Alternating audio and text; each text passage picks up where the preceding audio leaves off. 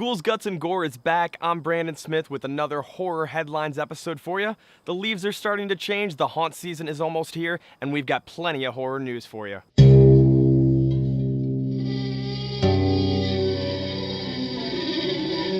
Eli Roth's The Green Inferno debuted earlier this September at the Toronto Film Festival. Now, if you didn't realize it, The Green Inferno is actually Roth's first directorial effort in 6 years since Hostel Part 2. He's produced a lot of stuff since then, but this is one that he's actually fully directed. And when the film was actually released, Roth actually announced that a sequel is already in the works. The reviews have been really positive of this one. It's supposed to have loads of gore as a throwback to the Cannibal Holocaust films, and it's definitely one I'm going to mark on my calendar when it reaches a wider release. We've got an update on Tusk for you, that crazy-sounding Kevin Smith horror movie about a part human, part walrus monster. There's some casting updates with Justin Long being cast as the monster to be in the walrus suit. Michael Parks, as mentioned in our first episode, is playing the Dr. Frankenstein-type character.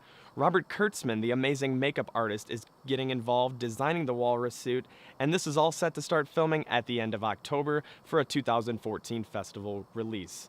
As crazy as this one sounds, it's actually happening. Neil Marshall, the director of Doomsday and The Descent, has signed on to direct an English-language remake of the Norwegian monster movie Troll Hunter. Go watch Troll Hunter if you haven't seen it. It's on Netflix. It's one of my favorite monster movies of all time. The sound design, the roar of the trolls in that movie is insane. Relating it to another monster movie like Pacific Rim, it puts some parts of that to shame. That's how good it is. The visual effects are incredible. I just love that original. So I'm not sure how an English remake is going to sit with me. However, I do like Neil Marshall, so I feel like this one's in pretty good hands at this point. October 15th will be the disc and digital wide release of Maniac, the horror remake starring Elijah Wood. I've been waiting to check this one out for some time, and when it gets this wide release, I'm going to do a Saw It review on it next month. The DVD and Blu Ray will feature a double cover, full-length audio commentary and documentary, deleted scenes, and poster gallery, so it sounds like a great package. This film has gotten great reviews throughout the year. It's been called one of the best horror films of this year, possibly one of the best horror remakes of all time. So if that's not worth $1 rental at Redbox, what is, especially in October?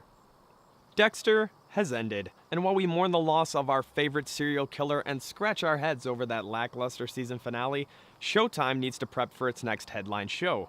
That show might be Penny Dreadful.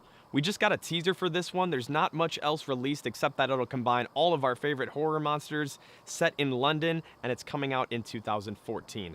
Check out the teaser. It's quick, it's subtle, but it's got a great tone to it, which definitely has my interest.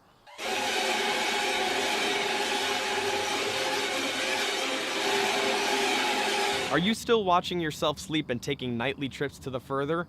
If so, then you need more Insidious. Well, there's more to be had. There's a new webisode series on YouTube featuring Specs and Tucker, two of my favorite characters. It brings in another familiar character from the Insidious world at the end of episode 1. I definitely recommend checking this one out. Speaking of recommendations, I just got my 35th anniversary edition of Halloween on Blu Ray. This thing is awesome. The packaging is really cool. It has this booklet with some behind the scenes photos and stories. There's an all-new HD transfer of the movie. It has a new audio commentary with Jamie Lee Curtis and John Carpenter, and a new featurette as well. I've seen this movie probably 100 times, if not more. I have to watch it every October and Halloween. It's just the ultimate classic and my favorite horror movie, so really cool to have this awesome Blu Ray package of it finally. Thanks for watching our horror headlines this week. Follow us on Facebook, Twitter, and Instagram. Subscribe to us on YouTube. Please click the button and keep in touch for more Ghouls, Guts, and Gore content.